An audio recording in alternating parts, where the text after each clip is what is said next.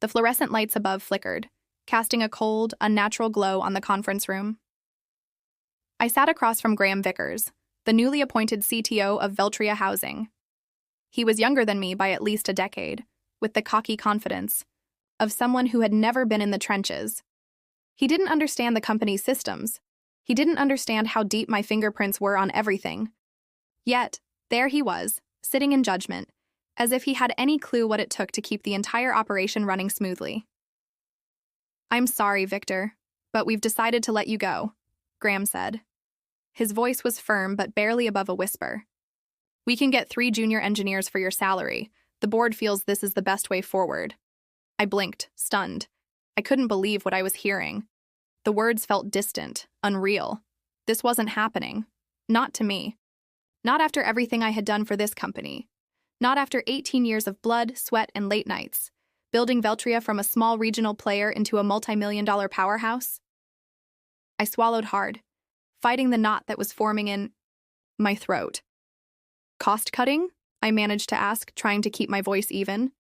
"How exactly do you propose replacing my systems with junior engineers?" Graham didn't flinch. He had probably rehearsed this moment 100 times. "You've built something complex. Too complex," he said. "It's unnecessary. We're looking to standardize. Replace your systems with something off the shelf. It'll save us millions." The words hit me like a punch to the gut. I had spent years designing this infrastructure, each component, each server, every line of code meticulously thought out.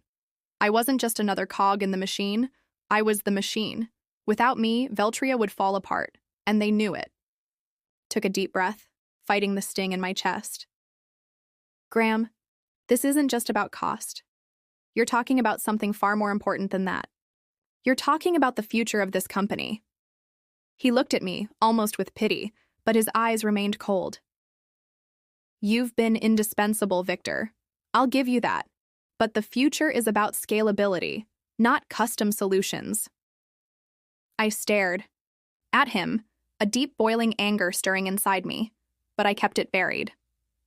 Instead, I stood up slowly, grabbed my personal items from the desk, and packed them into a box. No words, no goodbyes. I was done. The door closed behind me with a soft thud. For the first time in years, I felt an eerie sense of calm. As I walked to my car, I realized it wasn't just the job I was leaving behind. It was my legacy. The systems I had spent nearly 2 decades building, gone. I drove home that evening, numb, my mind spinning. Elaine, my wife, looked at me with concern as I stepped through the door. "What happened?" she asked gently. "They let me go," I said flatly, still in shock. "Cost-cutting measures." She hugged me tightly. "I'm so sorry, Victor." I nodded, but I wasn't sure if I was sorry for myself or for the company that had just lost its lifeblood. That night, sleep didn't come. My mind kept racing. I knew Veltria's systems better than anyone. The junior engineers they hired wouldn't last a week. Graham's grand plan would fail spectacularly, and I would be on the outside, watching it all unfold. But I also realized something else. I didn't need Veltria anymore. It was time to find a new path.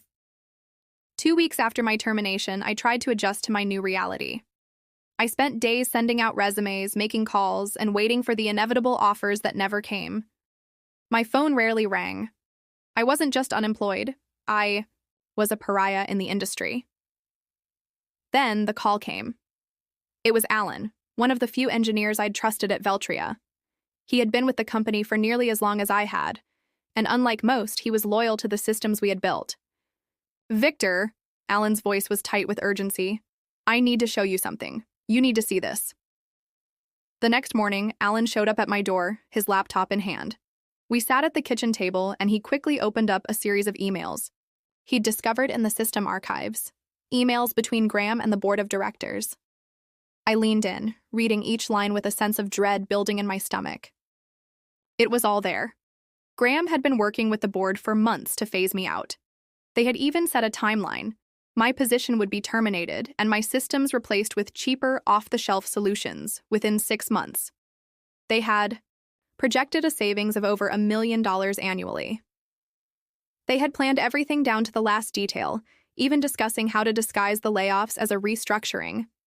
But what struck me the most was one particular line from Graham himself. Victor's custom systems are unnecessarily complex. He's made himself indispensable by design, not necessity. I felt a wave of cold rage wash over me. I'd never wanted to be indispensable. I had built the systems to last, to scale, to withstand anything. But to them, my work had only been a tool to pad their bottom line. To Graham, I wasn't a respected colleague. I was just an obstacle standing in the way of their profits. "Why are you showing me this?" I asked, barely able to keep the bitterness from my voice. Alan closed the laptop slowly. "Because I quit yesterday, and I'm not the only one. Half the IT department's gone. They're already failing, Victor. And Westbrook Properties, their biggest client, is threatening to pull out. I'm telling you, this is a disaster waiting to happen." I processed his words slowly, the implications dawning on me. Westbrook represented nearly 30% of Veltria's revenue. Losing them would be catastrophic for the company, especially with the sale looming. But what could I do? My hands were tied. "Why are you here, Alan?" I asked, confusion creeping into my voice. Alan looked me in the eye. "Because I need to move on. And honestly, I was hoping Devlin Systems might be hiring. You know, I've been looking for a better opportunity." I smiled grimly. "We'll see about that." That night, I spoke to Lawrence Devlin, CEO of Devlin Systems. He listened as I explained the situation, and by the end of our conversation, I knew I had a decision to make. But the road ahead wouldn't be easy. It would take time, effort, and a lot of rebuilding. I'd been thrown out of Veltria. But the real question was, could I build something even better from the ashes? The following weeks were a blur of meetings, planning, and setting up my new role at Devlin Systems. Lawrence Devlin, the CEO, was eager to bring me on board, but there was still a question hanging in the air. Would I take the job? I had spent my entire career at Veltria. It was hard to let go. But what had happened there, how they had discarded me so coldly, had left a bitter taste in my mouth. I was tired of being treated as disposable. The decision had to be about more than just money or opportunity. It had to be about my values. Then I got a call from an unexpected source, Justin. Bayou, the former owner's son, still on the Veltria board. His voice was almost apologetic. "Victor," he said, "I want to apologize. The board was misled. Graham's been removed. He's no longer CTO. And we're struggling to recover. Westbrook is about to leave, and the systems are still broken. If you ever want to come back, the door is open." I listened to his words, the offer hanging in the air, but it didn't matter. I wasn't going back. "I'm done with Veltria," I said quietly, knowing it was the right decision. "But thank you for reaching out." As I hung up the phone, I felt a weight lift off my shoulders. This wasn't about revenge. It was about moving forward, creating something that would last, something that wouldn't be dismantled by greed or short-sighted decisions. A few weeks later, I found myself in a new office, working with a new team at Devlin Systems. Lawrence was eager to get things rolling, and I was ready. But then another call came, this time from Jeffrey Westbrook, the CEO of Westbrook Properties. He wanted to meet. "Victor," he said, shaking my hand firmly. "I hear you're the system architect. Lawrence says you've built something that won't break down when we scale." I smiled, knowing what he meant. Veltria had failed them. Now I had the chance to do it right. "We've heard about your system," Jeffrey continued, "but we're facing a crisis. Veltria's systems are falling apart and we need a new solution. We're ready to switch to Devlin, but there's one condition. You have to build us something better, something future-proof." It felt like a slap in the face, but in the best possible way. They needed me. And now I had the chance to prove my worth, once and for all.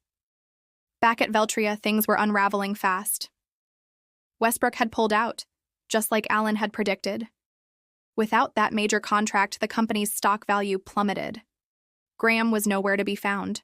The junior engineers couldn't get the systems back online. As Devlin Systems grew, I kept hearing snippets of information. Veltria was failing, and they were begging for my help. By the time Devlin secured Westbrook Properties as a client, the shift was complete. I was leading a team of elite engineers, developing a new, secure, and scalable system for the future. The work was hard, but it felt like I was finally in control.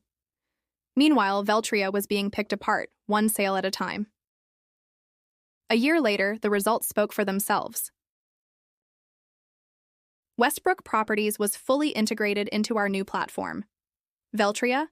They were nothing more than a cautionary tale, an example of how a company can fail when it takes its most valuable asset for granted. As the months went on, Veltria's situation worsened. Their stock price kept sinking, their customers were leaving, and their systems were failing one by one. It didn't take long for everyone to realize that they had made a grave mistake by ignoring the very thing that had made them successful, the custom infrastructure I had built. Meanwhile, I was working with a highly skilled team at Devlin Systems. We were pushing the boundaries of what was possible, creating systems that were not only secure but future-proof.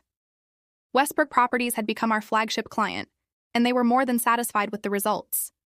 The project was a success, but it wasn't just about the victory. It was about proving to myself that I could build something even better than what I had created at Veltria. Every time I looked back, I couldn't help but feel a sense of justice. The very company that had discarded me was now struggling, begging for my expertise. And it wasn't out of revenge that I was succeeding.